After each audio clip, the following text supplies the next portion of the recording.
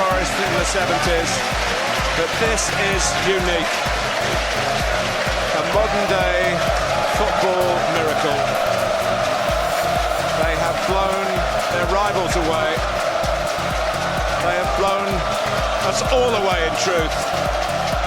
Premier League champions 2016, the amazing Leicester City!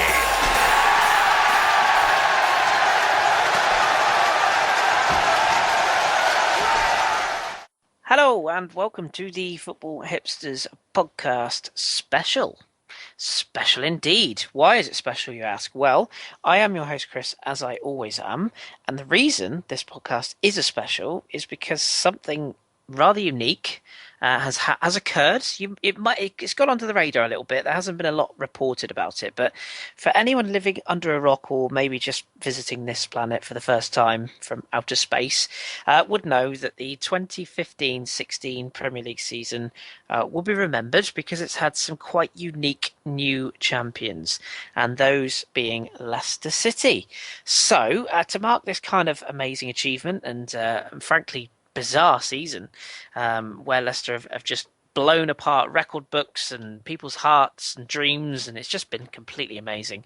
We thought we'd do a little special pod and get a guest on who might just know a little bit about the inner workings of Leicester and their manager and some of their players. And I've got journalist / sports reporter. It's a friend of the show. It's Simon Collings. So welcome back, Simon. Thanks for having me, Kris. How you doing? I am very well, mate, very well. And again, for those of you who haven't listened to Simon, he has been with us before. We conducted an interview about sports journalism and various bits and bobs of the media a couple of months ago, wasn't it, Simon? But you can still access that on our YouTube page, so do give it a listen. But, Simon, before we kick off this special and talk all things Leicester, do you want to give our listeners a bit of insight as to just how much access you've had to the club, some of the things you've been doing with the club, and just how close you've been to Ranieri this season? Yeah, so I've been working for about 2 years for a sports press agency, and I joined the summer of 2014.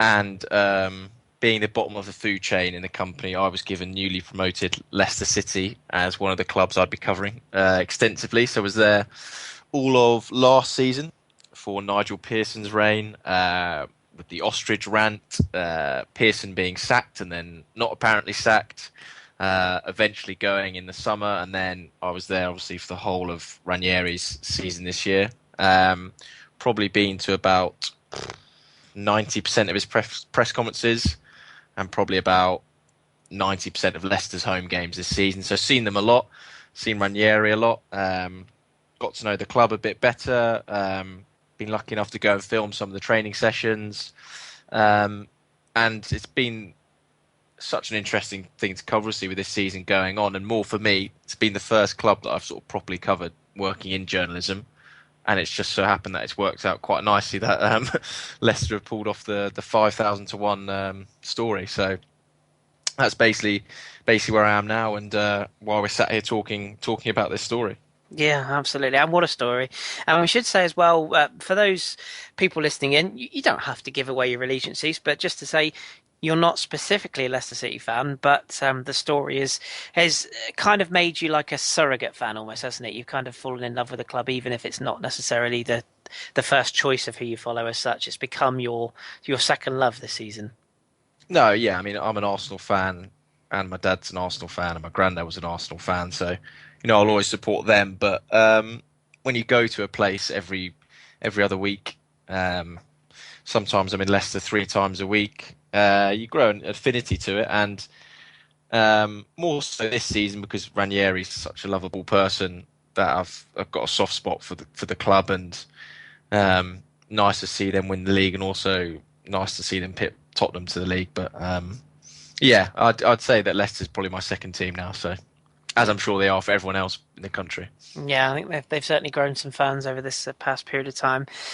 So what we're going to do on this podcast then is we're just going to sort of spend about an hour or so just kind of going through a couple of the ups and, well, more ups and downs, it has to be said, but sort of a couple of downs here along the way, but mostly ups. And we're just going to discuss a little bit about the season and a couple of key moments and bits and bobs that happen, and of course just sum up the amazing story. It's a nice thing to be able to talk about, because these things don't happen very often, unless you're Blackburn Rovers or Nottingham Forest fans. It never happens, in fairness. So it's plenty to get our teeth into. So I'm gonna take you all the way back, Simon, to last summer. When Ranieri was essentially before he'd even come in fact, because you had the Nigel Pearson story, and of course, was he sacked? Was he not sacked? Was he sacked? Was he not sacked? So Nigel Pearson goes. We don't need to cover too much more of what went on there. It was kind of mutual decision from what we can gather, but he moved on, and all sorts of names were linked with the club, and then Ranieri's name suddenly pops up, and I think it'd be fair to say he was a surprise appointment. And would it be fair to say that a lot of your colleagues and people in the media were not exactly bowled over at the idea of Ranieri coming back to England? Yeah, I think that's a considered way of putting it. I mean, Gary Lineker's tweet, I think, is probably the most famous, where he just put Claudio Ranieri ?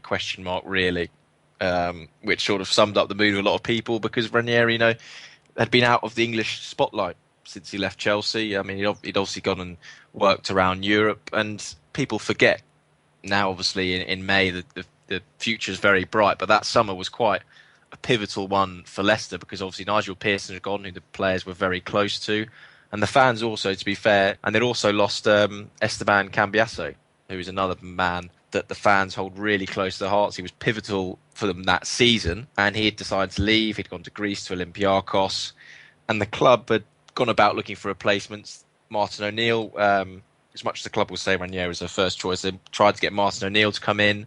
They looked at Gus Hiddink, and eventually it came about that an agent by the name of Steve Kuttner put forward Ranieri to the Leicester board. Weren't exactly enthused in the way that the media weren't exactly enthused about him coming in, but Ranieri had an initial meeting, went very well.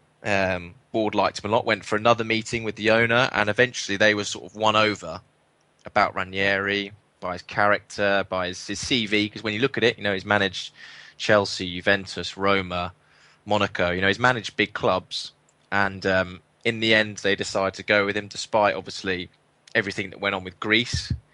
For those who don't know, Ranieri had 4 games in charge of Greece before Leicester. That was his job before. The last being a defeat to the Faroe Islands. He was sacked, and it left him looking for a job. He had one offer from Italy, which was Cagliari, where he managed before and got promoted. But other than that, no Italian club would offer him a job.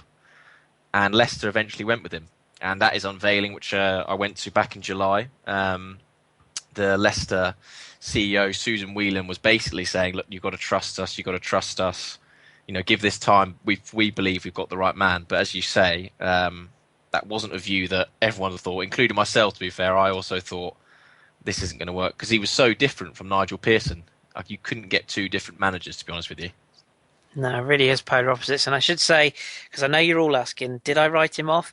I didn't. Did I predict they'd win the title? God, no. So I can't take any credit, but I must admit I did think some of the coverage and some of the dismissal of a man who, let's not forget, took over an absolute sort of turmoil Greek national side. I mean, there was so much going on behind the scenes there, and so many problems at their sort of national level, and they had a lot of high profile players retire, I think, before he took over that job, and it was a very transitional period. And he had done a pretty good job at Monaco prior to that, and let's be honest, did a pretty good job at Chelsea when he was there.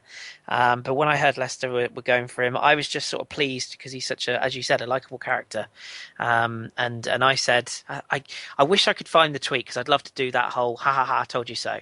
But I vaguely remember just sort of tweeting and saying, a lot of people are slating a manager that they have no idea how he's going to do, and was always pretty successful. So yeah, we'll definitely touch on the success. But you make a good point with Greece, actually, because he does get hammered a lot for that, and especially the Faroe Islands defeat. But I mean, Ranieri, he admits it himself. He basically had 10 training sessions when he was in charge of Greece. And like you say, there was a lot going on behind the scenes. It was a bit of turmoil.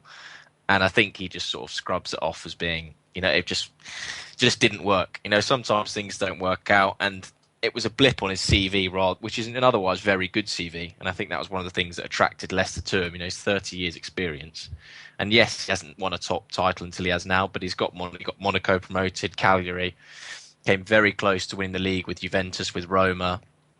So if you just put Greece to one side and said, look, this was a rarity, this doesn't normally happen. His CV was very good, but I think the way the media is, it's very much, looks at today, doesn't it? Looks at the now, looks at the present, and this guy's just come from a Greek side losing to a tiny island in Europe. So I think if we'd perhaps taken a step back and looked at the wider picture, that the outcry might not have been so great.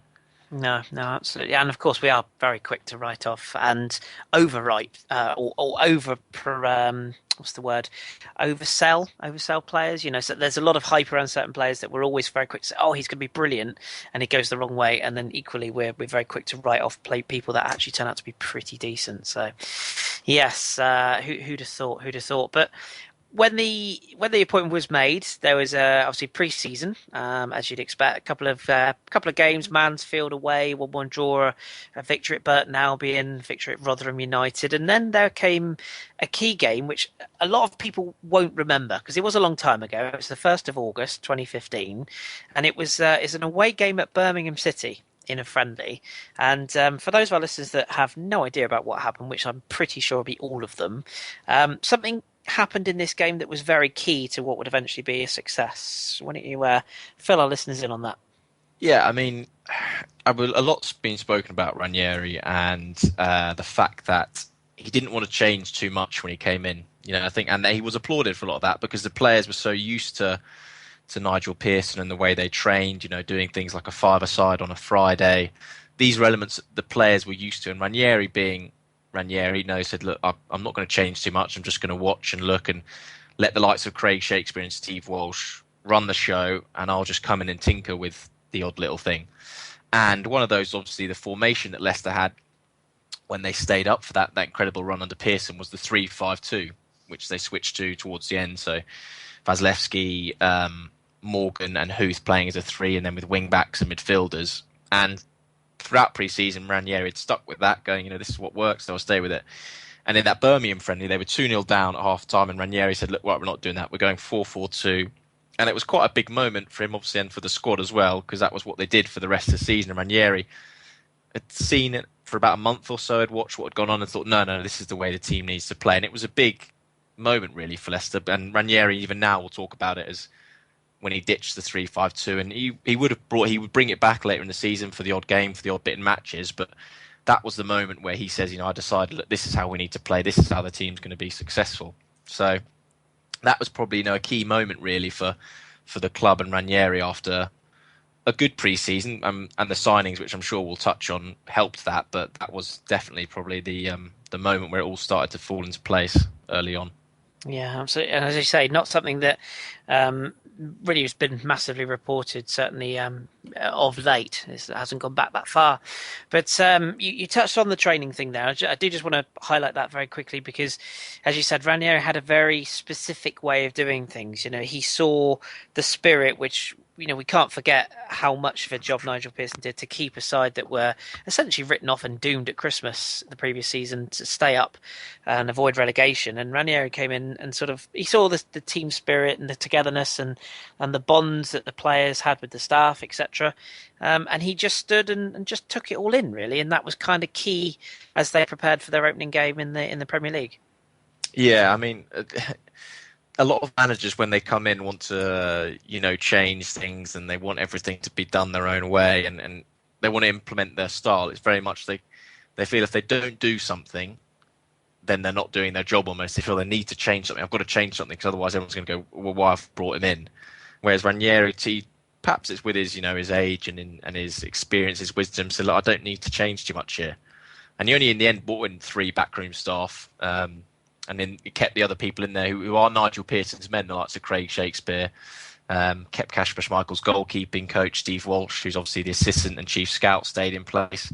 And he only added, 3 members of staff, and the rest of it he kept the same. So I think that's one thing that Ranieri has got a lot of credit for, because as much as it's, people applaud him for coming in and making wholesale changes, it also takes a big man to say, no, let's keep doing this because this is right and this is going well. So that was definitely a key moment. Yeah, if it isn't, as you're going to say, if it ain't broke, don't fix it. So read my mind. Yeah, absolutely. Yeah. Sometimes you've got to, and to be fair, it takes. I think it takes a lot of bottle and a lot of selflessness to say, you know what, I don't need to take credit just to make change. I'm just going to take on the work that's been done. And to be fair to Ranieri, again, when we sort of sum up this pod, he's always been very quick to praise the work done previous to his arrival. So absolutely fair play to him for doing that. But they started the season with a home tie against Sunderland, who at time of recording have just survived relegation. So well done to them as well.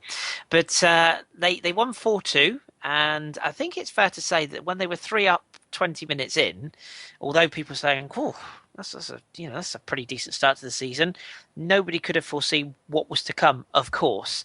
But was there any sort of markers laid down in this game? Particularly when I look at the goal scorers, 2 for Mahrez, 1 for Vardy, was there almost an early blueprint being shown in how Leicester attacked this game? Yeah, I mean, I remember going to this game. And it's a tweet that's pinned on my Twitter account, and anyone can see it whenever you go on. It was the first time I'd been to the King Power with Ranieri. The first time I'd go and see what his Leicester team would have in store for a season of going up there and watching them. And I'd said I've got them finishing 15th this season, so that's how close I was. But you sort of watched them, and they were very direct and you impressed them. But to be honest, the most startling thing was just how bad Sunderland were. You came away from that going, oh God, this Sunderland team is terrible. And you sort of almost forgot about Leicester until the week after when they beat West Ham. And you thought, okay, there might be a little something here. But there was, with Mahrez, it's never been a case of the talent, I don't think. I remember watching him when I was there in the 2014-15 season, and you thought, this guy's got bags of talent, but he didn't really have an end product. And he could beat a man for fun, but there was a sense that the tricks didn't have, there wasn't really a point to them. Whereas for the first month of the sort of the 2015-16 season, you were thinking, oh, hang on a minute, suddenly there's an end product to him. And I'm not comparing him to Cristiano Ronaldo, saying like that, but it was like when Ronaldo came to Man United. And for a season, he was doing the tricks and the flicks rather than being, ruthless and direct. And Mahrez had suddenly sort of transformed into this, whether that was Ranieri saying it, whether it was just Mahrez growing of age. And no one had really heard of Riyad Mahrez, obviously, when they signed him. It's the one that everyone talks about, he was £400,000. And the great story with him is that Steve Walsh, who's obviously, he's got a lot of credit for all the work he's done with the scouting. And he actually only sort of stumbled across him because of the element where he was scouting a player called Ryan Mendes. So this was during when Riyad Mahrez was at Le Havre, and went to go over there to watch this player and came across Mahrez and sort of reported back going, well, we don't need to buy Ryan Mendes, who I think now plays for Nottingham Forest. We need to get this guy Mahrez. And Leicester paid about £400,000. And he's now, you'd probably say, worth pushing on £30 million. So that was quite a lucky one. And it was so under the radar when they signed him. And even now, if you speak to any other manager, even Arsene Wenger, who would probably say, we've looked at him for any player you mention, even Wenger goes, I'd never even heard of Riyad Mahrez. And no one had heard of him. So I mean, that was a bit of luck for them. And Vardy, like you say, laid down a marker then, and I'm sure we'll get onto his goal scoring record. But there was a feeling with Vardy in the same way of Mahrez, because Vardy didn't have a great first season in the Premier League. It was mainly Ajoa who was the main man. There was a bit more of a sense of, hang on a minute, there's something a bit different about Vardy as he come of age a bit, and it looked all very good. And by the time August closed, the transfer window was shut. The business all looked very good, and the squad looked in good shape. And of course, playing in a traditional 4-4-2 as well, which a lot of people, although it is a 4-4-2, but it's with a difference, isn't it? You sort of have the Vardy furthest forward with a player tucked in behind, it's almost a 4-4-1-1 at times, but nevertheless, it's an old-fashioned traditional system. And in that particular game, we saw 4 debuts, 1 starting and 3 from the bench. You had Shinji Okazaki signing from Mainz, who started the season up front, in fact, with Vardy. And then off the bench, Ben Luan, Christian Fuchs, and a player that we probably talk up a little bit more in depth about later on, N'Golo Kante, who arrived from Cannes. Sort of a very sort of unheralded signing. I don't have the figures to hand. I'm sure you do. It's about 4.5 million quid, something. I think it's 5.6. I think it was 5.6. So basically changed down the back of a sofa for a big club. And as I say, we will touch on him a little bit more in depth later on, particularly with one game when the tactical tweak was changed, which changed his career at Leicester for sure. But 4 debuts and started with a bang. And then we'll move on to the next game, which was a 2-1 victory over West Ham away from home. And although this was only the second game of the season, this is down quite the marker of a sort of a team that were going to be pretty good, especially away from home, against a side like West Ham, who, you know, we all know how good a season they've had, but have always traditionally been a good side at home. So for the claim a 2-1 victory, that was another early sign that they were going to be pretty decent. Yeah, I mean, this was a game that sort of surprised a few people, I think, because the Sunderland game, like I say, I came away from it, and a lot of people came away from it going, oh, God, Sunderland were bad there, and oh, well, Leicester looked all right, but I mean, Sunderland were awful. And then after this West Ham result, everyone was suddenly a bit like, oh, that was Mahrez looking good again. And as you say, Okazaki suddenly looked like a very good signing. He was a player who was brought in pre-Ranieri. It was part of when Nigel Pearson was still there, and it was relayed by Steve Walsh, the chief scout, that Okazaki was a player they wanted to bring in. Ended up paying about £7.5 million. But the thought process with him was that he was someone who could, like you say, link the attack and the midfield, and his work rate was phenomenal. And he, away from home, scored a lot of goals for Leicester. He didn't score at the King Power, I think, until might be in the start of 2016, but away from home he was proving very prolific and, you know, coming up with important goals. And it just seemed to show that there was a bit of spirit about the Leicester team that's obviously become so important. And Andy Dunn, who writes for the Sunday Mirror as a columnist, said at the time in his column, you know, this Leicester team can do something special, not saying win the league or something, but saying this isn't like a flash in the pan result, a very good Leicester side. And it looks like a very good prediction from him, and he was right, to be fair. And from there, I think the confidence they got from that result, because we saw how good West Ham were, and obviously West Ham, you know, beat Man City away from home, they beat Liverpool away from home, they beat Arsenal away from home. It was a very impressive result, and Ranieri afterwards was very pleased with it, and it set down a marker, I think, that, you know, Leicester weren't going to be rolled over, and they weren't the side that they were last season battling for relegation, that they were going to be, you know, at that point people thought, oh, Leicester might be all right, maybe mid-table, they look solid this season. But I think it certainly set the tone for the rest of that month and the first few months of the season. Yeah, absolutely. And of course, from there, their very next game, in fact, was a away trip to a home game against Spurs, who obviously they got a 1-1 draw there. They got a 1-1 draw away at Bournemouth. Sandwiching that was a 4-1 victory away at Bury in the League Cup. But then we had what I would say, probably fair to say, was the first real turning point or highlight pin in the wall kind of game, where they were at home to Aston Villa. I believe it was a Sunday Sky televised game. In fact, I think it might even have been one of the first games that Sky covered of Leicester's. And King Power was rocking. And then of all teams, knowing what Aston Villa have done since, Villa were 2-0 up. Jack Grealish and Carlos Heel with two lovely goals, as memory would serve. And then Leicester did something just amazing to turn this game completely on its head. You were there, I think I'm right in saying.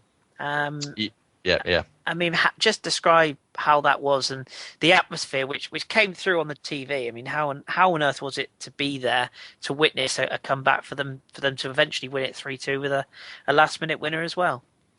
Yeah, I mean, it was an amazing sort of match, and it sort of felt like that was where the two teams' seasons went in different tangents. You know, Villa, Sherwood, even I think sometimes on when he's on Monday Night Football, talks about that game and how from there, that was a massive sucker punch.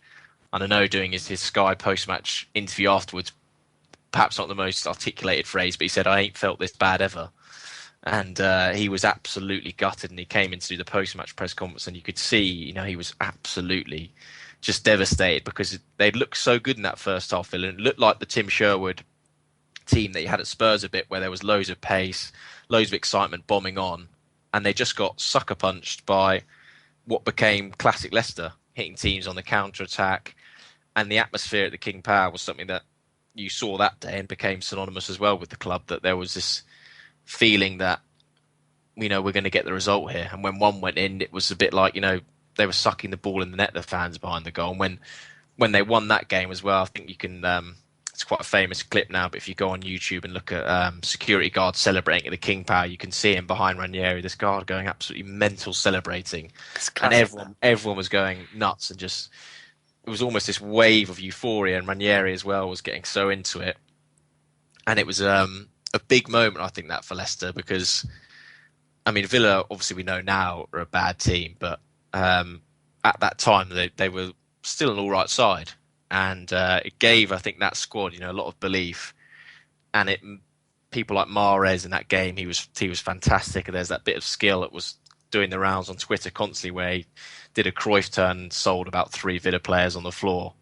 And that summed up what Mahrez was in at the start of the season. He was just taking the mick out of defenders and causing all sorts of problems. And like you say, it was a special day. And it was only Aston Villa, and it was only early on in the season. But it was just a sign of, looking back now, you can say, it's just another good result, another good win. And it was the manner in they'd done it. And at that point in the season, Leicester were winning a lot of points from coming from behind. And it was a key sign of their team spirit and their teamwork that they could go a goal down, which we'll talk about the issue of keeping clean sheets, and they could come back. So it was a real impressive performance from Leicester that day. Yeah, absolutely a massive point, and it's hard to describe it as a turning point because they were doing well at that point. But it's one of those they'll look back on and think that was maybe where some of the belief started to come in. Then moving on from that game, we'll touch on the next game briefly, because although it may not be one that stands out to some people, it was quite an important game from your perspective because of a certain tactical tweak that was made. They went to the Britannia Stadium, or now known as the Bet365 Stadium, Stoke City, and they were 2-0 down again to Bojan and Walter's goals, and it was a change at half time that has now been widely reported as sort of a genius move, if you will, but it was something that Ranieri did. So what was the system, or what was the change that was made at half time that eventually would make the blueprint for the rest of the season? Yeah, so it was it's a game you probably won't think much of at all now, but obviously in the summer with the signings that were made, Kante had obviously come in, and is a player that Ranieri didn't particularly want at the club, and he admits it himself now. And Steve Walsh was basically following Ranieri around the training ground. It's quite a famous story now, just going Kante, keep going to Ranieri, we've got to get this guy in, we need to get. And in the end, Ranieri buckled, said, right, go sign him. And Kante was brought in, and there's Alan Birchenhall, who's an ambassador for the club, and is always there on match days. If you go to the King Power, he's the guy in the middle with the mic who's sort of almost like an MC and G'ing the crowd up. And he tells this story about when Kante arrived, and he walked in, and he was struck by how small this guy was, and he assumed he was just a youth team player, so sent him over to the youth team, and there's Kante sitting in the youth team dressing room, sort of looking around, thinking this isn't the right place, and eventually got shepherded over to the first team. But so when he joined Kante, he wasn't really in Ranieri's plans, and he was trying to fit him into the team. And Gökhan Inler had come in, which was it was a big signing for Leicester to get someone like Gökhan Inler, being linked with the likes of Arsenal, and Ranieri was very keen on him, and they'd got him in, and it started with Inler and Drinkwater midfield, and in the end Ranieri had said, right, we'll play Kante on the left, and they were 2-0 down to Stoke, and Ranieri thought, right, we're just going to hook Inler off. Inler came off, Kante went into the middle, Albright went onto the left, they came back, drew 2-2, and that was it for the season. Kante was now going to be in the centre of midfield, and Inler was, as it was going to be the case, has struggled to play in the team, and now looks like one of the signings they've got wrong. And I'm sure we'll touch on them getting a few transfers wrong and not getting them all right. But that was the moment where I think Ranieri finally went, right, Steve Walsh was right. Kante's the man. We need to play him in the centre of midfield. And Albrighton got his chance on the left, and Albrighton's been another player who's been a key part of their success. But yeah, a tactical tweak, like in that Birmingham friendly, where just a small change from Ranieri, doesn't look like massive on the scale of things, but just a small tweak just helped the team go up that little bit further in terms of their quality and the performances they could put in.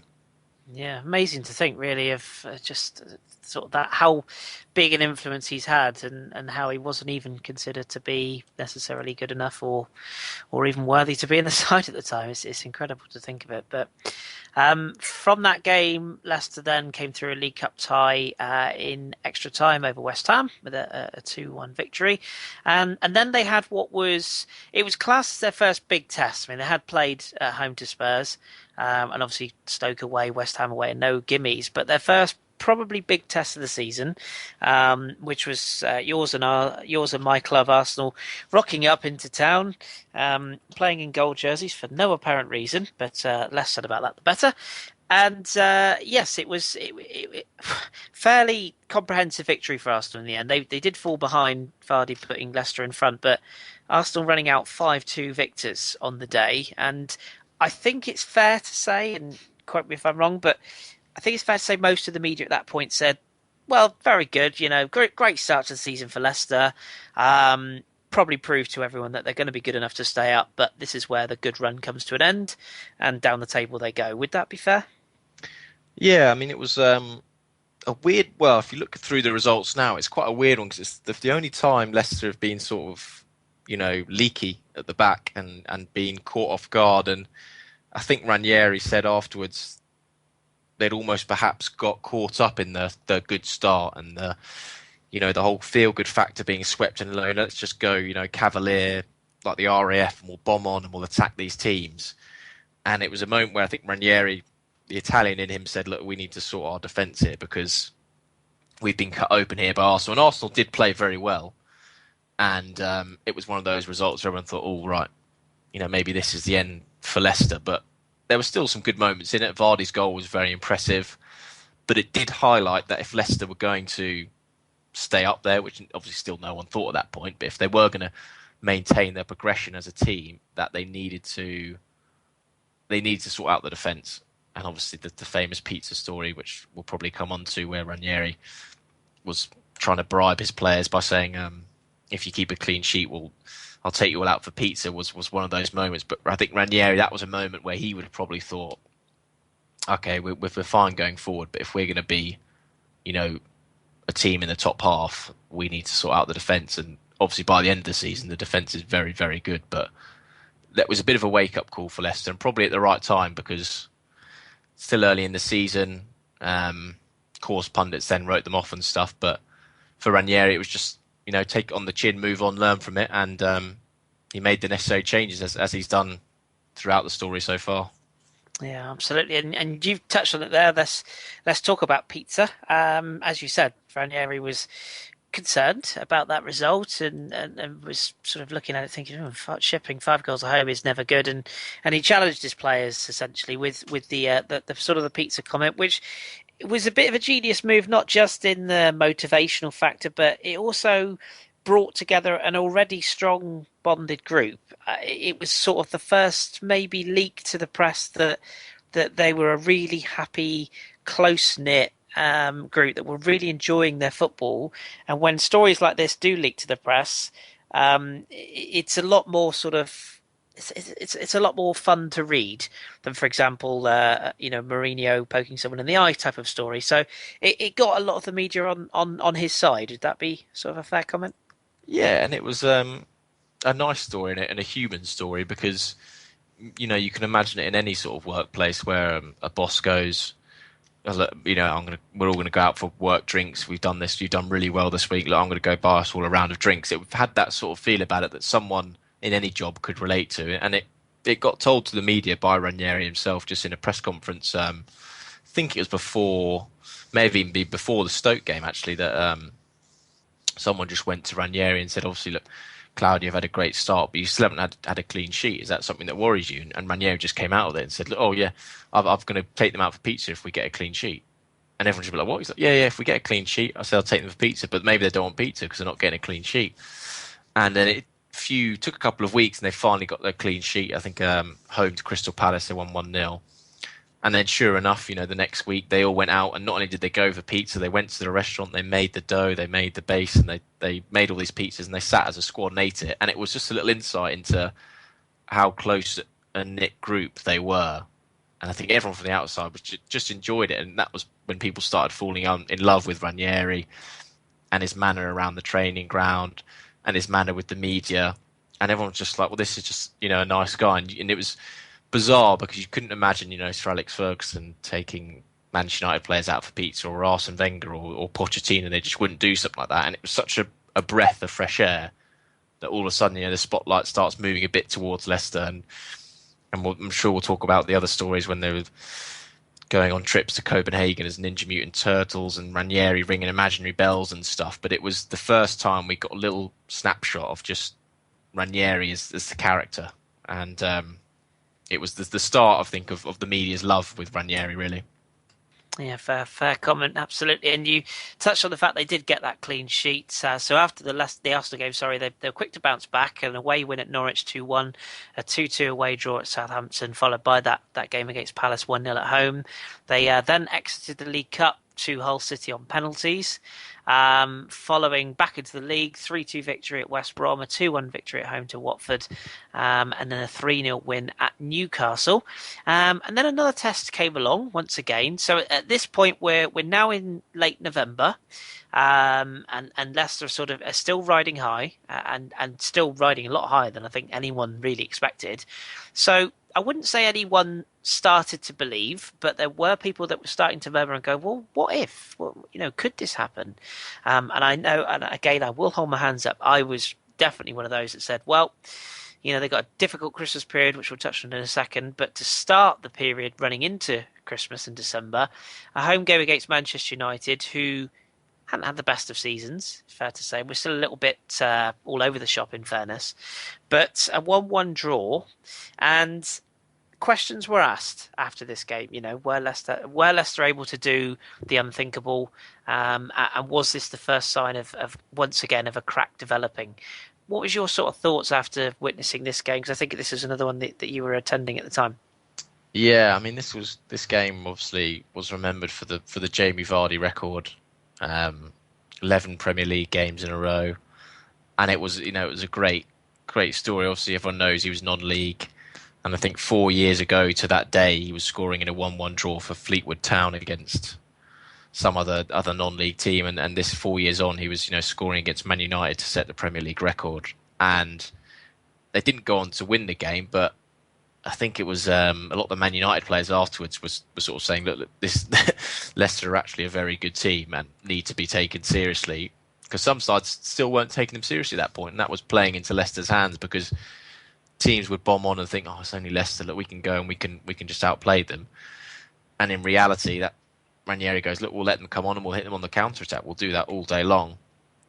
And the Vardy goal on the record, while it was an individual achievement, it was very much a team effort to get him there. And he was presented in the change room by a signed shirt by everyone in the squad, gave it to Vardy as a commemoration for it. And even in the run into it as well, I think it was the 9th game in the run, playing Watford at home. And Leicester got a penalty, and Mahrez at that point was the penalty taker. And he's about to go take it, and Vardy went up to him and said, look, no, please, can I take this? Because, I need this for the 9th goal in a row.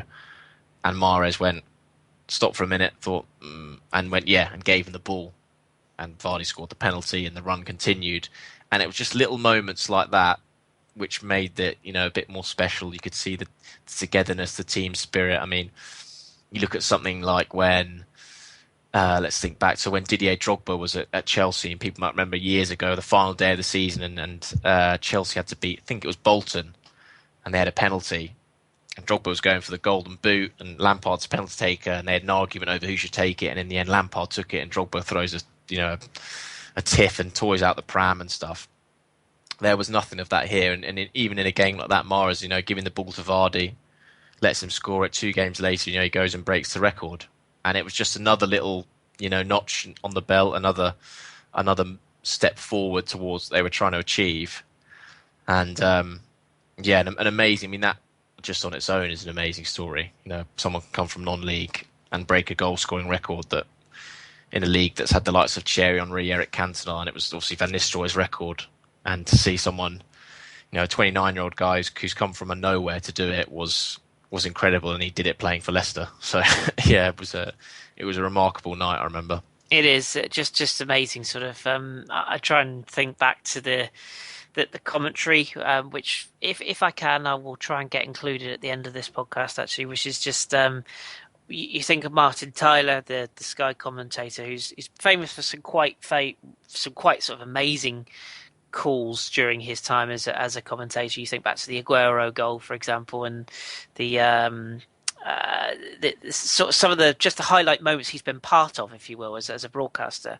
And I believe it was sort of it's heaven for Jamie Vardy, or 11 heaven for Jamie Vardy, and it's one of those moments that you'll hear back. I think it'll be played over and over again in years to come, and it was quite a record, has to be said. And what a through ball as well. People forget absolutely. That Christian Fuchs with that pass. Oh yes, and he was a brilliant. I mean, being one of the players of the season for Leicester and one of the signings of the season. I mean, this guy was a free transfer, and I don't know whether other clubs were in for him, but Leicester moved pretty quick. As a captain of the Austrian national team, was scoring the winning goal, at Real Madrid in the Champions League the last season. And Leicester snapped this guy up on a free, and he's been absolutely fantastic at left back in the dressing room as well. Fantastic person in the dressing room. I'm sure you see him on social media. And I mean, he's been a brilliant bit of business, and his delivery and that pass as well. I mean, if someone like Ozil had played that pass, we'd have been waxing lyrical about it. And it was a lovely ball, and it was like you say, the commentary I think from Martin Tyler will be in montages for years to come. It was it was a special moment. Yeah, right up there with the Aguero goal, definitely. And just to run through, Bournemouth, Aston Villa, Stoke City, Arsenal, Norwich City, Southampton, Crystal Palace, West Bromwich Albion, Watford, Newcastle, Manchester United. That was the run in which Vardy broke that record. Can't see it being beaten again anytime soon, but then I guess we said that after Van Nistelrooy. So quite the achievement, has to be said, and especially when you say like a player that's coming out of the non-league, it's amazing. But nevertheless, from there then, a 3-0 victory away at Swansea put Leicester back in charge. And then they had a game at home to Chelsea, which again, it was billed as a real test. It was I think it's the 14th of December, so we were coming into that period of time where the games come thick and fast. It's freezing cold in the UK for our overseas listeners. It does get cold here, trust me, especially up north. And Leicester City were on the crest of a wave once again. They bounced back from that draw with United with that win at Swansea, coming into this game with an ex-nemesis in Mourinho. When I say ex, more of the ex-club factor for Ranieri, I guess. And he had a few subtle jabs, Mourinho, as he is one to do. And Leicester once again proving that they could grind out a result, because they weren't their best in this game, but they still got the victory. Yeah, and it was seen as a big night, because I mean, obviously Chelsea all season, everyone had been sort of waiting for them to get going and hit form, and there was obviously the talk of the history of that. Ranieri was at Chelsea and he got let go, and Mourinho came in, and Mourinho certainly gave some insults towards Ranieri. I think in his time at Italy, when he was in charge of Mourinho was at Inter Milan, he was quite insulting of Mourinho. I think calling him an old man and all this sort of stuff. So the two of them weren't the best of friends, but Ranieri didn't have any bad blood towards Chelsea. And if you asked Ranieri about his time at Chelsea, he knew he was going to go as soon as the new owner came in. He had no bad feelings about it. He just said, look, I expect to be going, because if you're the owner, you want your own man. But there was obviously that subtext to the whole match. And on the night, Leicester played quite well, and it was a moment of magic from Mahrez that won the game. And stunning cutting inside as he did so often from the right and then curling it in. And even though, Chelsea weren't a great side and they haven't been a great side this season, it did feel like a big result because this Christmas period, there were so many big games in it. And by beating Chelsea, it just sort of everyone felt like, oof, I mean, they're beating the champions. Yes, they're not a great side. And in the end, obviously, Mourinho proved to be his last, one of his final days there as in charge of Chelsea. And we saw in the rant afterwards where Mourinho, that was sort of stole the limelight away from Leicester, really, because Mourinho went and attacked the players and not listening to me and all this sort of stuff. And it was a very long, about 15, 16-minute long press conference, which they're normally about 5-6 minutes after the match. And the focus is all on Chelsea. But when we look back now and think, that was, a big result for Leicester, just because of the manner, again, of how it was done. And they fought back and won it. And again, it was Mahrez who made the difference. And a special night. It was a Monday night under the lights. I remember being there. And in that busy Christmas period, to have that result, I think was big for Ranieri. And he probably wouldn't admit it, Ranieri, or say anything, but I'm sure he would have had a bit of satisfaction at beating Chelsea.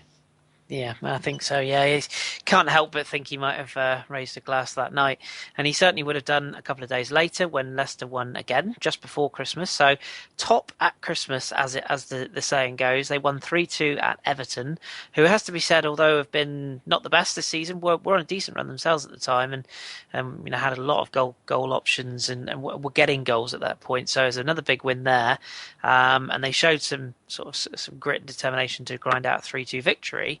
And then it came to Boxing Day, where another one of these sort of flashpoints, if you can even say that, I guess. But Liverpool at Anfield, it was again billed as, right, okay, so Leicester have been, the amount of times that people said, well, yeah, they've been great, but there was always a but. And this was another one of those. It's like, right, well, they've been great, but they've gone to Anfield. They lost by a 0-0. Christian Benteke, who he's still around, just about, he's still alive. He got the winner, and Leicester were beaten again. And as I say, this was on Boxing Day. So, what was the sort of feeling in and around the club at that point? I mean, was there a sort of a genuine concern or any self-doubt, because they were still riding high at the top of the table, but was there sort of that feeling of, is it coming to an end with a defeat like this? Yeah, I mean, the feeling in the club was always, Ranieri with the media was always very, very calculated and controlling of the situation, and would always constantly say, right, the target is 40 points. Even when they were on 37 points after, whatever it was, 18 games, he was still saying, no, we're just aiming for 40 points to make sure we're safe. And so, I mean, from the outside media was going, this is terrible, this is, the wheels have fallen off, here we go, finally Leicester are going to fall off. But I mean, within the club, there's no hiding the point of how well they were doing. And I think Ranieri's always after defeat, just says, dusts himself off, let's move on. I think with that result, they lost 1-0 at Liverpool. They didn't play great. Liverpool didn't play great, but it wasn't, a terrible result. And if you'd said at the start of the game, Liverpool, you go and lose at Anfield, it's not, out of the question for it to happen. So I don't think there was a panic or anything like that. And obviously, Ranieri's still saying, we're trying to get 40 points, but he did it at the end of the season and said, look, I was saying this to you, but to the players, from quite an early stage, he was saying, look, we can do something special here. But they're never going to go and win every game and lose every game, so I don't think there was any panic from that. Perhaps in the games afterwards where they started drawing a few games when, again, the scrutiny went up a bit. And, obviously they drew with Bournemouth, a frustrating result at home, Mahrez missing a penalty.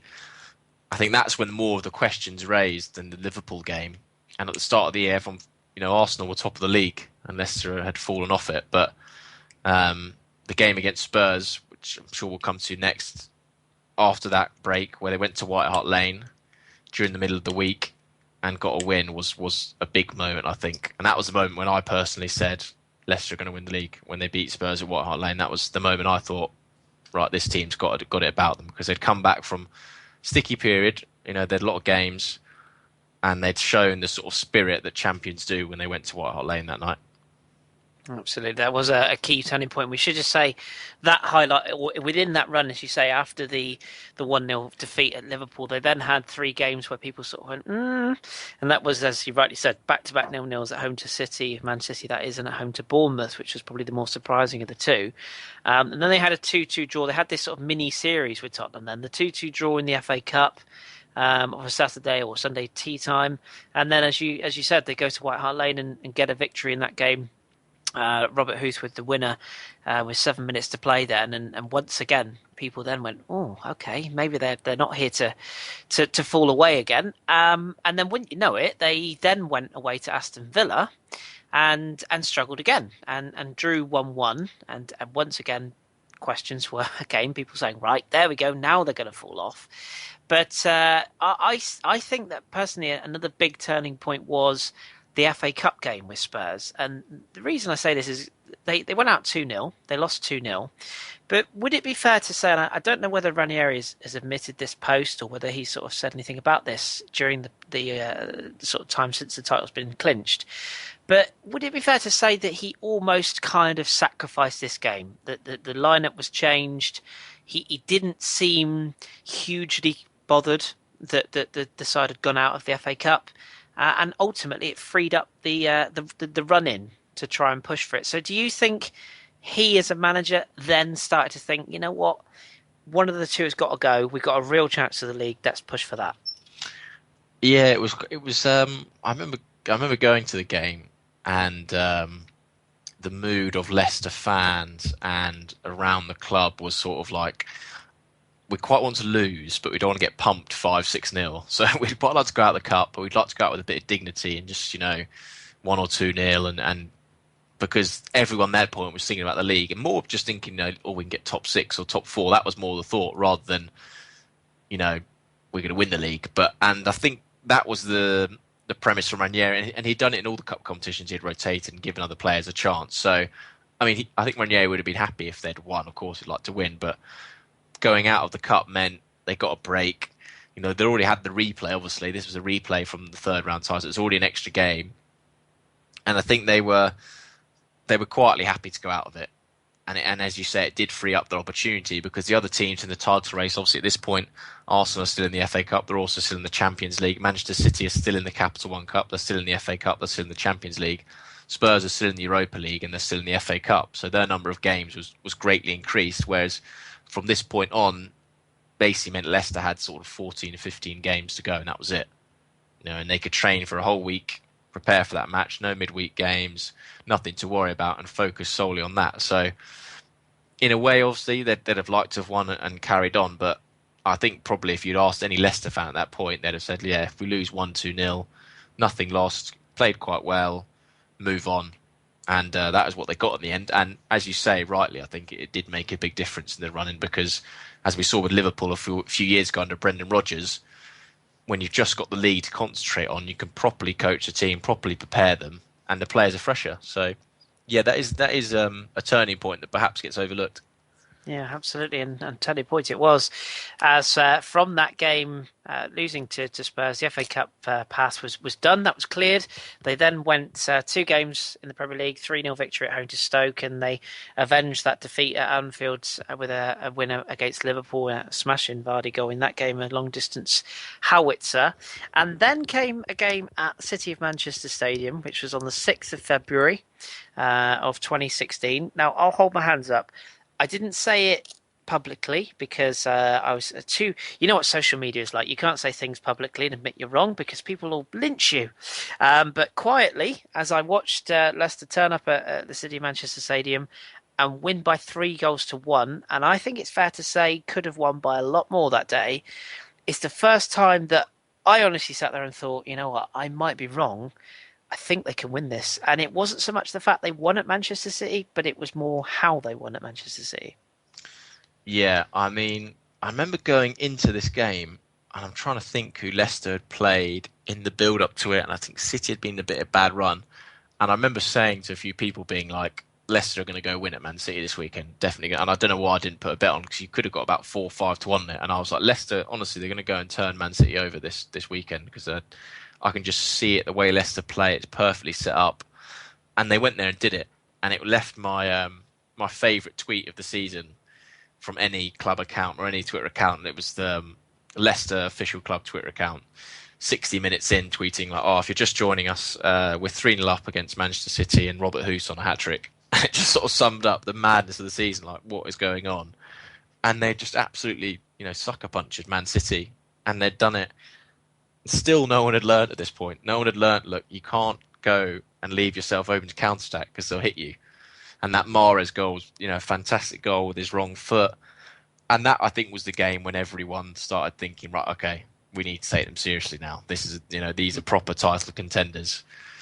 And like you say, it was the manner of it as well. To go and win 3-1 at Man City, that sort of result set down a marker. And all of a sudden, I think people were like, right, okay, we need to take them seriously. And other teams started taking Leicester seriously. And as we saw towards the end of the season, the results, weren't as emphatic. They were more sort of 1-0s because teams realised all of a sudden, like, oh, this is a proper team. It doesn't matter the fact they're Leicester. They're a team that can win the title. And perhaps for the players as well, I think a lot of them speak about it. And Ranieri, looking back now, that's one of the games that he does mention, the City games, when he thought, okay, now we can go for the title.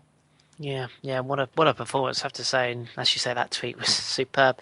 But it almost did a parallel to what we said previously, where they won a big game and everyone went, okay, maybe they can.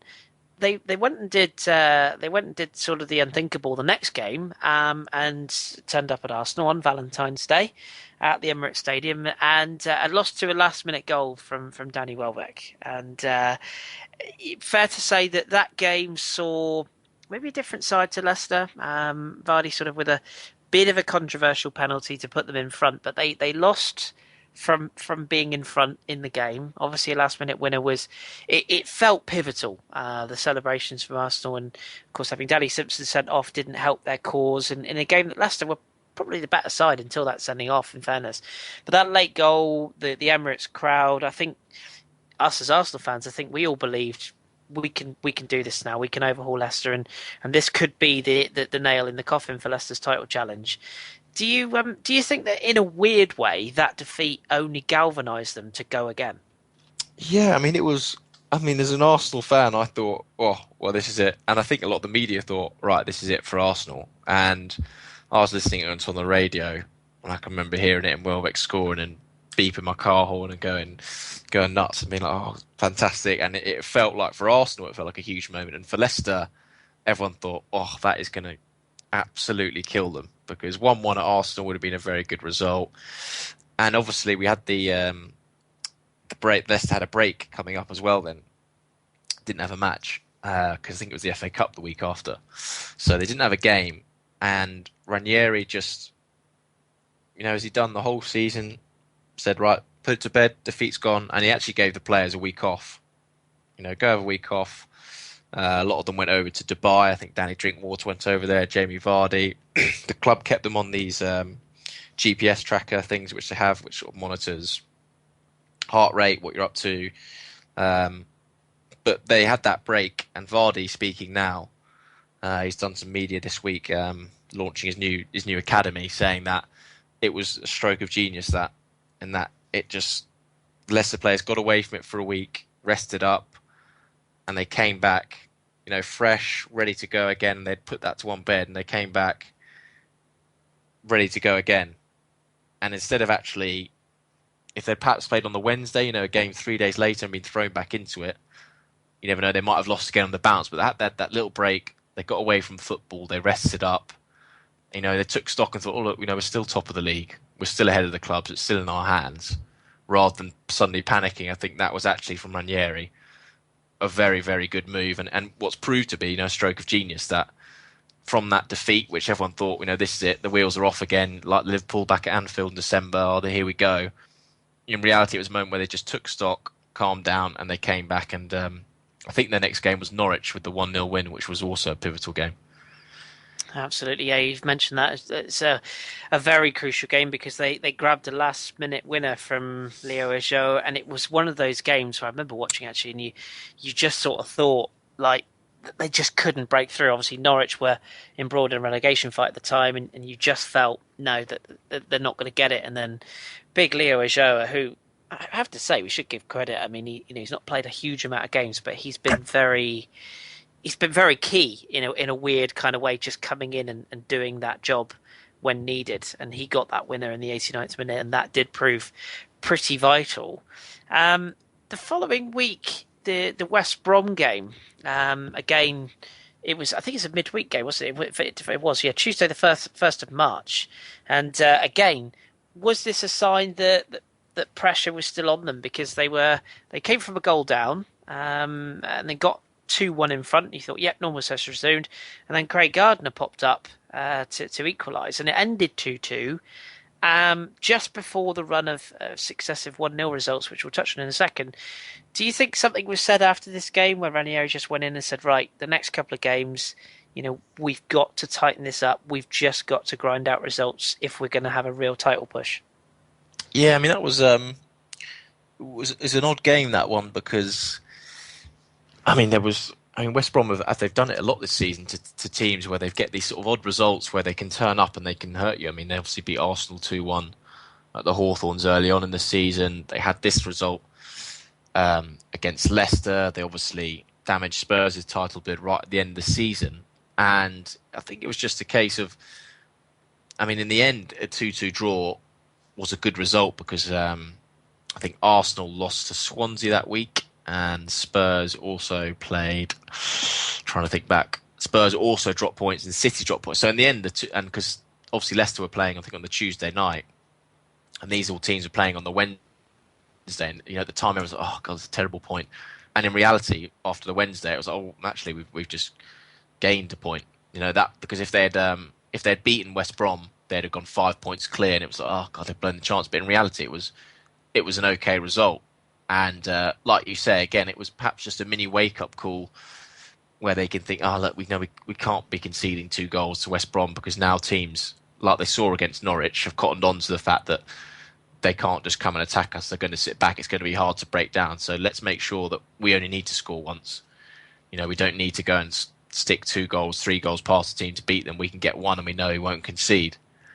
And that was also the game when Pulis came out and said, "Oh, I want Leicester to win the league." And it was the feeling that everyone was feeling in the country when Pulis said that, saying, "No, I want Leicester to win the league," and it was the case.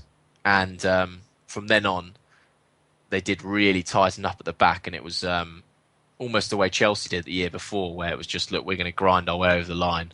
Might not be pretty, it might not be great, but we're going to get the results we need. And it started from the start of March to the end of May was when they really kicked on.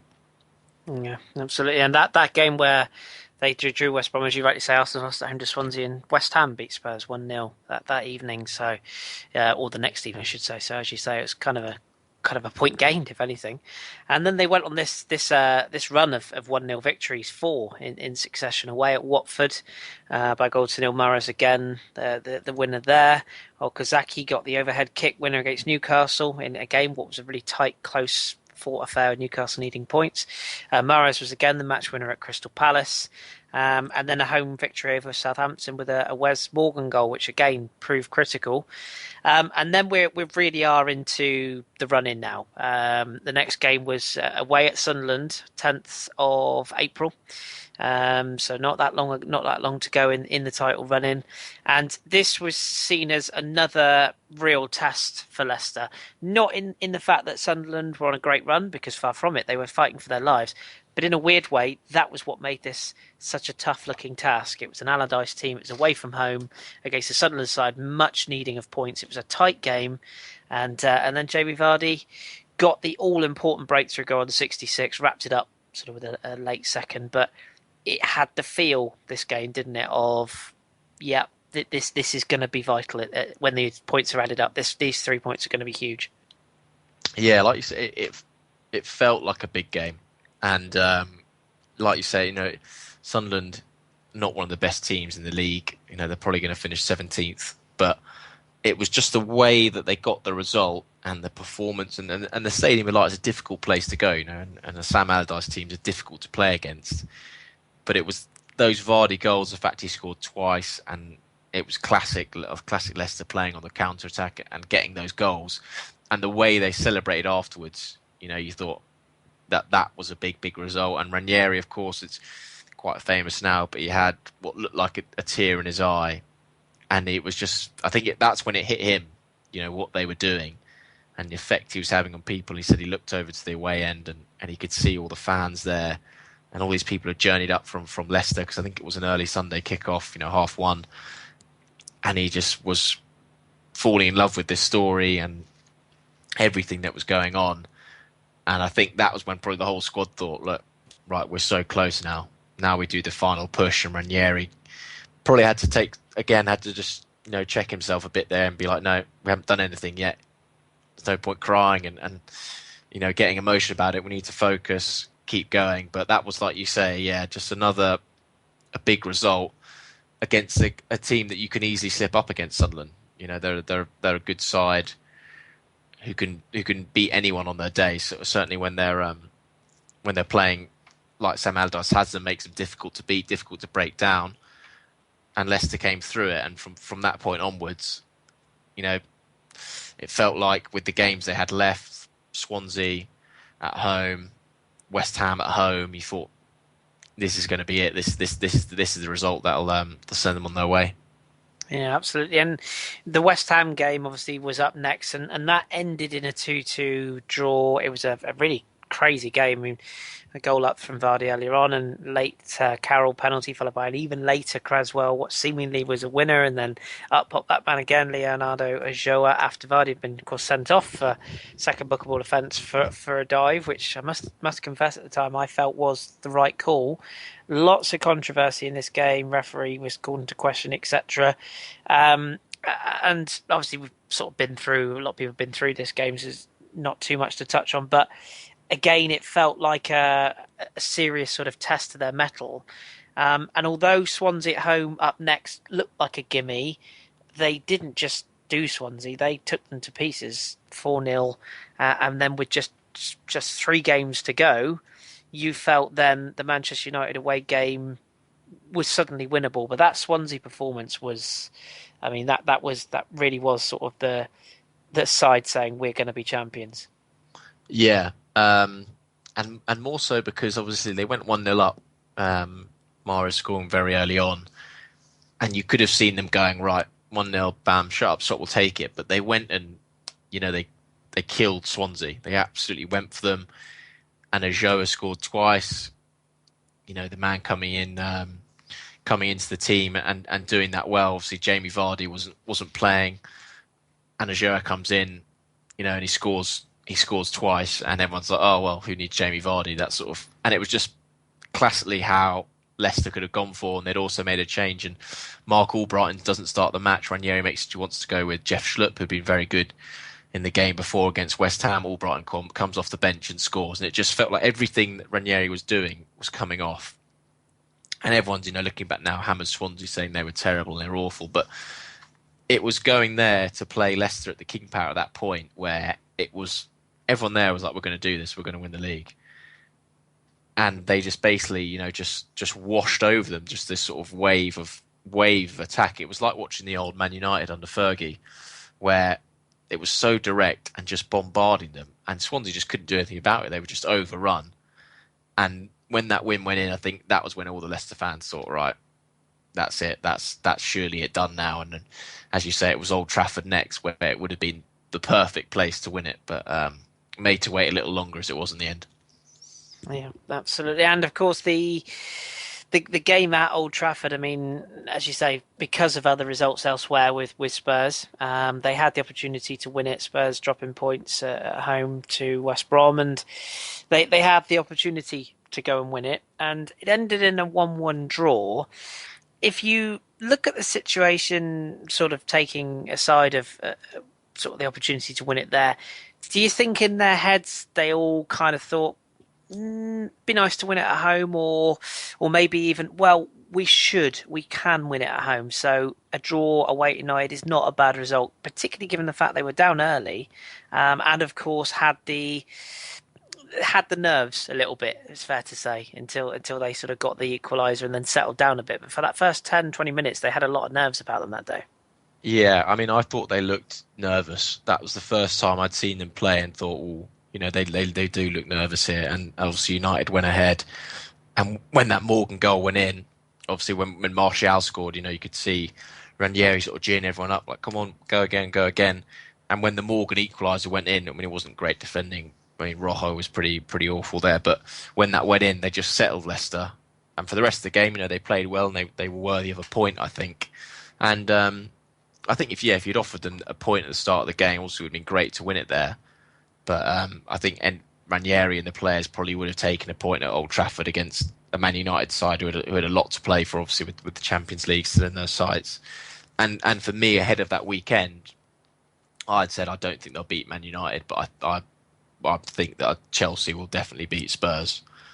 And in the end, they didn't beat them, but Chelsea did them a favour just simply because of Spurs' record of failing to win at Stamford Bridge for so long in the league. Anyway, I always thought that for Leicester they didn't have to win that game against Man United, and as it turned out they didn't, and Chelsea did them the favour on the Monday night. But yeah, that United game was perhaps the last chance for Leicester to slip up, really, because you looked at Everton the week after and you thought, their form's not very good.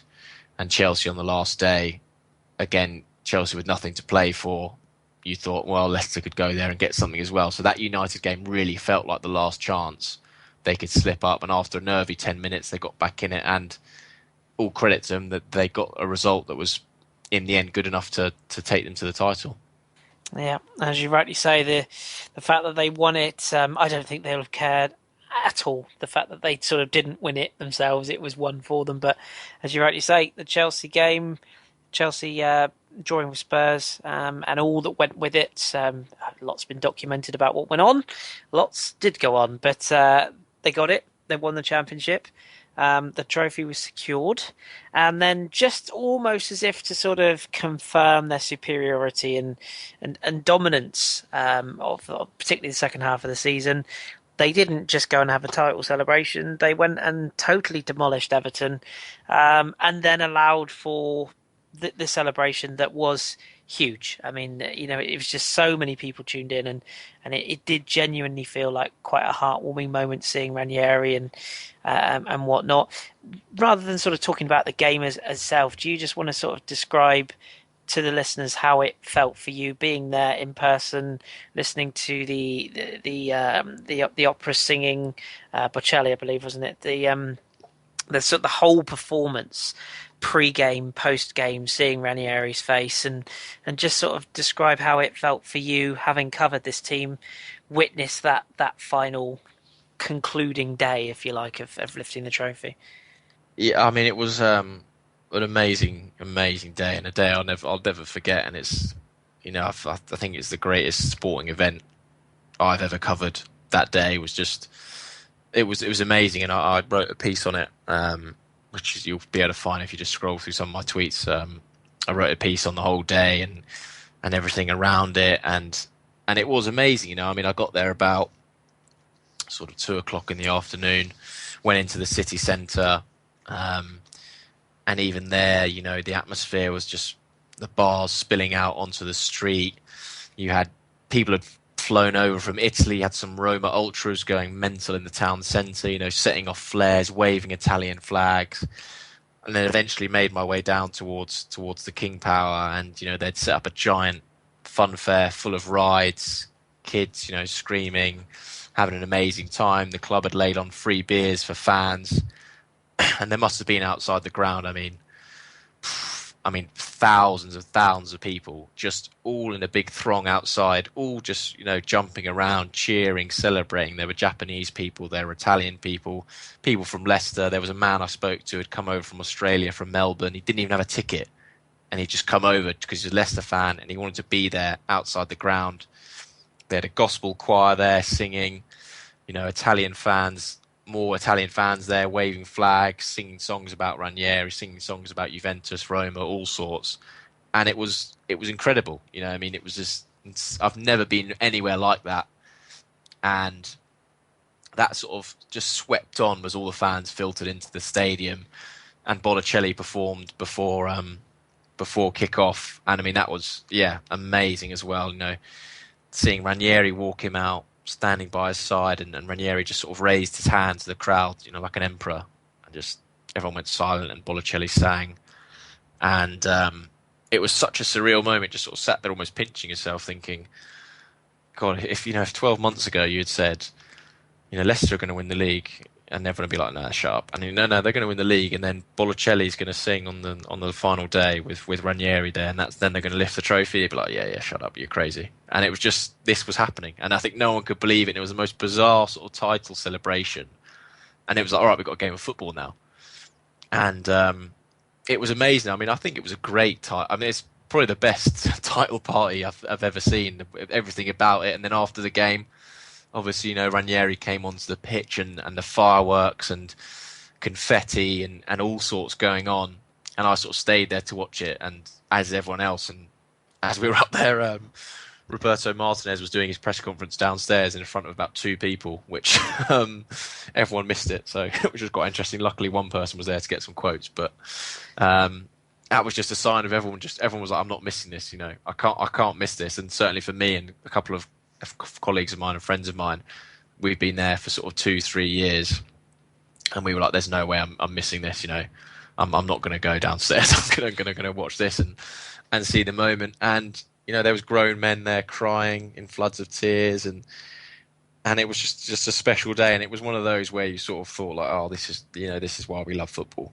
This is why we go every week, and why you want to be a fan. You want to see a team do it. And I'll tell you what, whoever wins the league next season is going to have got a heck of an act to follow to do a coronation party like that, because it was a special day. Yeah. Oh, just a bit, yeah. There's no following that, is there? And as you say, sort of grown men, and listening to a couple of other podcasts that have covered this story, and live reactions was just amazing. And whatever way you look at it, whether you're a fan of the club or even fans of other clubs, have just paid so many tributes, and rightly so. It wouldn't be a sort of podcast about this Leicester season if we didn't just highlight a couple of sort of quirky bits and bobs that we've had from the season. And you've got a couple of sort of stories you just want to run by before we wrap up, and talk about maybe the introduction of the bell. That was definitely something that we were going to highlight, and I think you wanted to touch a bit more on the influence of some of the individuals, particularly like the Kantés of this world. So feel free to sort of take the floor and pull up a couple of those stories. Yeah, I mean, we spoke about the obviously the pizza story, and that was the first time as the media we got a glimpse of what Ranieri was like. And the Bell story, it came out about March time, and it was basically discovered by Danny Drinkwater, did an interview with Martin Samuel from the Daily Mail, and he said, Ranieri's got this weird thing where if you're not paying attention in training, he just goes dilly ding dilly dong, wake up, and you sort of, and he's, if you're falling asleep, whatever, he'll just do it every time. And before they went away for Christmas, he bought everyone in the squad a little bell with their name on it, and he gave them all to it, and it was just a little sign of this sort of quirky man that Ranieri was. And then as well as that, there was the story at Christmas when they had their Christmas party, which is quite a, some clubs ban them, there'll be lots of famous stories with Tottenham having one where they weren't allowed to go and do it, and Robbie Keane took them all to Ireland, and Harry Redknapp went mental, and Ranieri said, no, you go have your Christmas party, and they all went to Copenhagen, dressed as Teenage Mutant Ninja Turtles, different superheroes, and if you Google it, you can find all the pictures, different players dressed as different superheroes, and it was just a sort of sign of, Ranieri giving them that bit of slack. And he's been applauded for it all season by the players, because he's quite often give them an extra day off, 2 days off a week, which is a bit rare. Compare that to someone like Pochettino's double sessions. Ranieri's given them extra days. Someone like Wes Morgan, who was in the Gold Cup for Jamaica, Ranieri's given him extra days off in the week, more time in going to see his family. Same with someone like Christian Fuchs, whose wife and kids live over in America, giving him the chance extra days off. Say, look, come back a day later so you can see them for a bit longer. And it's all sort of bought into this feel-good factor. And him and Vardy are two people who get on very well, have a good relationship, joking about. And the other favourite story was with Okazaki in it. And he didn't speak very good English, Okazaki, when he joined. Pretty terrible English, non-existent. I remember going to his unveiling, and I was filming it for a Japanese broadcaster. And it was all in Japanese. and 40-minute long press conference where I was filming it, not knowing what at all what he's saying, no translator. Looked over at the Leicester media officer. He had no idea what Okazaki was saying. He could have been saying, I don't know why I'm in Leicester, I hate the club, whatever. And Ranieri used to keep trying, and all the players would keep trying to relay stuff to Okazaki, and Ranieri said Okazaki would just nod and go, yeah, understand. And he finally, about 2-3 weeks ago, passed his English test. And when he came in, Ranieri got everyone in the team to give him a standing ovation. They were sort of celebrating Okazaki. You can finally understand what I'm saying. You finally get what I mean. And that was just another example of how, Ranieri can have a laugh with his players. They have a bit of banter.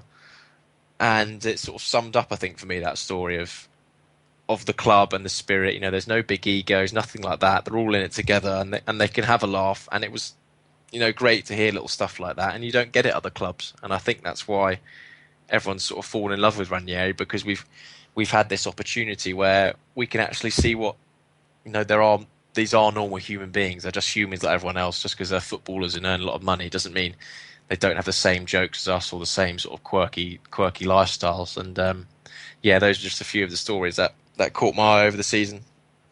Yeah, it's an amazing story, and the funniest part about it all is that there's so many things that we have highlighted tonight, and indeed other people will highlight, and yet there will be hundreds of other stories that haven't yet come out and probably will. So it's a story that will just run and run. But before we close off, and obviously I want to give you an opportunity to plug a few bits and bobs that you're working on or have worked on as well. But the big question now then is next season. And obviously we've still got a game to go in this season, so we should say they finish at Chelsea on the at time of recording, the Sunday coming. So they have one more game to go. Where do they go? They're in the Champions League now. They're going to be seeded, which means they could draw, basically get a favourable draw, arguably, next season. Where do you see the story going? I mean, how far can they take this? What sort of things do you think have to change in the summer? And more importantly, can you see Claudio sticking around for the long term? Because you've got to think that the Italians might well have a sniff around him in the summer or indeed after the Euros. Yeah, I mean, I think the head of the Italian FA came out and said he would like him to take the team to the World Cup. But the impression I've got is that this will be Ranieri's last job and he'll stick around for a while and probably retire at Leicester. That's the impression that I've got at the moment. I can't see it changing, to be honest. As for going forward and the club, I mean, it's obviously going to be difficult next year. I mean, so hard to predict, obviously, as we've seen at the start of this season, how terribly wrong I and everyone else got it. But I think next year they'll be, I think they'll aim next year for top 6, maybe top 7. And I think that's where they'll be about tops. You just think that some of those clubs, I mean, Liverpool, you think have got to do better. Chelsea have got to do better. City. So, I mean, it'd be amazing if they won the league again. But, I mean, I can't see that. But top 6, top 7 would be very good and achievable. And in terms of where they go in terms of recruitment and the squad, the two that you could see leaving would be Kante and Mahrez over anyone else. And Ranieri said, he's not going to keep anyone against their will. So if someone comes to him and says, I want to leave, I don't want to play here anymore, then, yeah, you can understand that. And Ranieri doesn't want bad influence and doesn't want bad eggs in the dressing room. So if those two came and said, look, I want to go, PSG will come for me, or Real Madrid or anyone like that, then Ranieri would let them go. But they'd get good money for both those. I mean, £30 million you think would be for Mahrez, and Kante's reportedly got a release clause of about £20 million. So they'd have money to reinvest, but they're not going to go and spend it on superstars. So Leicester fans shouldn't expect them to go and buy a £30 million player. That Ranieri says he doesn't want that. And rightfully so, I think, because that dressing room's so closely knit that you bring someone in who's £30 million, you stick him on 100 grand a week, changes the dynamic of the whole team, I think. So they'll look slightly more off-field, the sort of 5 to 15 million pound market, I think, would be the area they'll look in. Vardy's the main earner on 80 grand a week, so that'd probably be the premium amount they'd play, I think, although Vardy's looking for a new contract. And who would they get in? I think they need a centre-back. Huth and Morgan being great this season, but beyond that, it's Wasilewski's the next in. Ben Luan hasn't worked out. Expect him to go in the summer, so they need a centre-back. So Central midfield, they're more than covered unless Kante goes. They might try and bring in another winger as well. I think Nathan Dyer's loan will finish. So they want someone out there. Damari Gray, that's obviously very highly thought of, and was a good buy in January, but another winger would be helpful. And then they need another striker. Kramrich was obviously on loan at Hoffenheim. Expect him to go. And they only have 3 strikers, and they need 4 strikers, more to the point, because they need more players simply because they've got Champions League to contend with. So I reckon they'll try and get in about 4 or 5 players. Who you get in those positions, I mean, it's difficult in terms of the striker. Lapadula, who's playing for Pescara in Serie B, scored a lot of goals down there, is one of the names they're looking at. Lucas Perez apparently been linked today with them. Deportivo striker. In terms of centre-backs, they were supposedly very close to a deal with a defender from Sporting Gijón, whose name escapes me at the moment, but they were trying to get him over the line on a free transfer. Luis Hernandez, I think his name is. That would be a free, so that's again, it's a sign that they're not trying to spend huge money. And then a winger is anyone's guess who they get in. That again will depend on if Mahrez goes, whether they go for a first-team winger or someone like Gray, who's now up and coming. And they did try and look at Ousmane Dembele, we think is going to be going to Dortmund, but that'll be more their market, I think, is getting players who are slightly off the beaten track, or some young players with good potential like Damari Gray. I don't think you'll see them going hell for leather for the big money, but I think that's the right move, to be honest, with Leicester. And I think Ranieri will have the backing of Steve Walsh, who's done very good in the transfer market. Obviously, he's made a few mistakes, but majority of good ones. And like they did last summer, I think they'll do their business early if they can, and have it all set up to try and emulate what they've done this season. Absolutely, and of course you will be. Well, I presume. Do you get assigned back to them again, or do you have to sit and wait and hope for the best?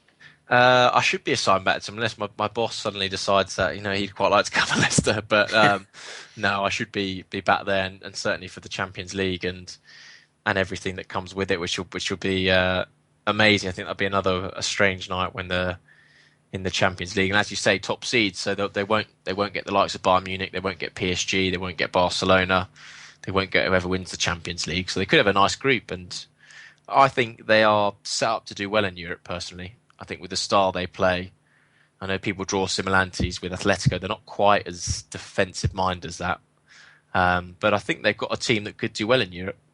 The only thing that might unhinge them is a lack of experience, but Ranieri can hopefully impart that onto them. And if they can get a few players who have experience of Champions League, like Christian Fuchs has, and a few others in the squad, then that'll help as well. So I think they'll be an exciting team to watch in the Champions League.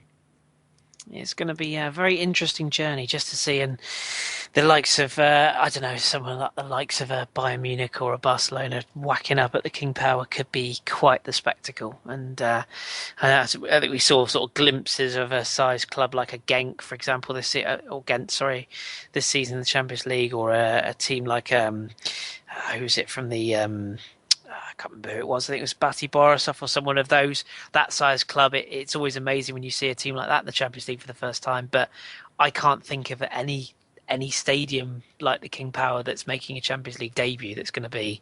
I mean, that first night is going to be something to behold, I think, in that stadium. So, my word, what a season they've got coming up, and what a season they're going to enjoy looking back on. I think it's fair to say, which is what we've done this evening. So. Hopefully everybody's enjoyed it. It's been quite the trip, and when you running down those games and talking through the games as we have tonight, it really makes you it just sinks in again, just how good a season they've had. And 3 defeats all season, as I say, subject to one more game, but 3 defeats all season. I mean, that is, if an Arsenal, Chelsea or a Man United do that, we're all saying incredible season for them, and how good they've been. And yet for a team, what Leicester have done, I think even now people still haven't really fully appreciated it and taken it in. So hopefully we've been able to do that. But before we shoot off, Simon, please feel free to give listeners a little tickle on your Twitter handle where they can find you, and any pieces that you want to sort of give plugs or highlights to, and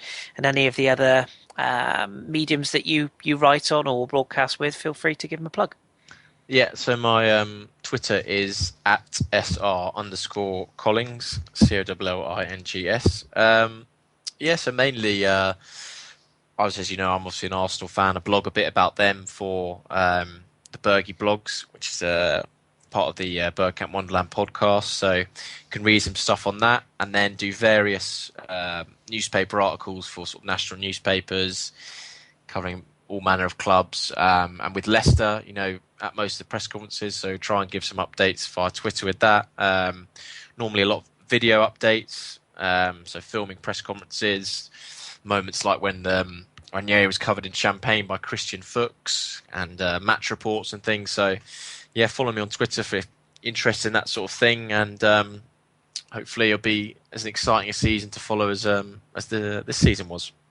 Yeah, amazing stuff to cover. And yes, anyone that hasn't read Times Wet, please do. It's always excellent. And if you're of an Arsenal persuasion tuning into this, then you'll know that you can find Simon with the ABW crew as well. So do give us a listen. But Simon, it's been great. It's really been good to cover this, and we're lucky to have you, really, having had such a personal relationship almost with such an amazing story. And this will of course be in our archives forever, so it'll be nice to think that some Leicester fans will be able to download this from years to come and think, oh, let's just take another trip down memory lane, because it's always fun to do that. So I want to thank you for your time this evening. It's very much appreciated, and no doubt we will have you back. There is a little rumour floating around that you might even pop up on a couple of our Euro 2016 podcasts, because you're going to be over there. So if we can get the internet sorted out, there's a little rumour that you might be popping on some of those as well.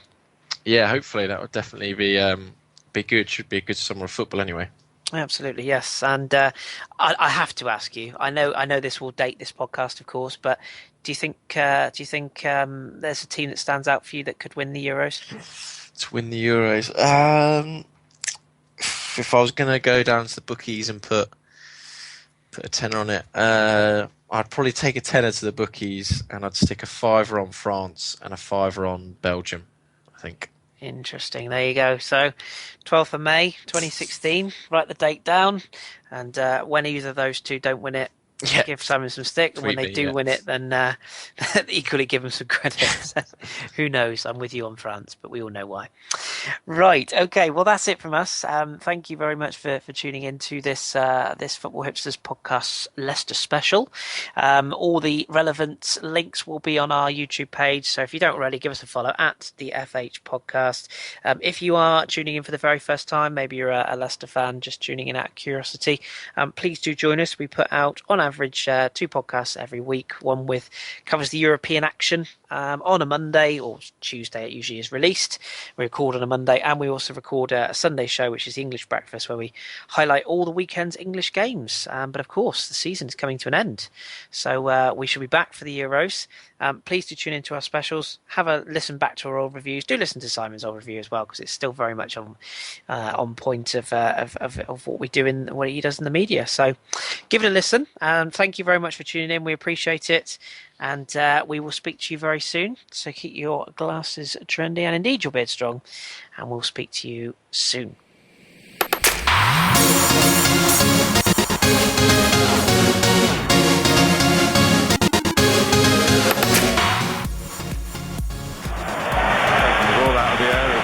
Michael.